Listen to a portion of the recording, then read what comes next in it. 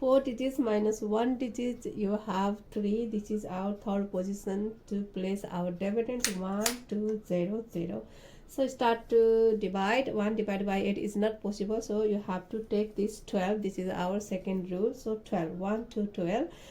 12 divided by 8, your answer is approximately 1. Okay, so place your 1 answer here to the left side.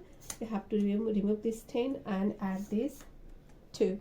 This is next is change your pointer finger and 4 and 0. This is 40. You have to take this 2. This is okay. This is pointer dot. So 40. Remaining is 4 from this here, and it goes 40. 40 divided by 8. Your answer is 5. So place your answer to the left side here, and 8 5s are 4 0 40, and move your finger, and there is no number means finished. Just leave your hands, and your answer is 1 5. No, you have to read till this marked dot 1 5 0.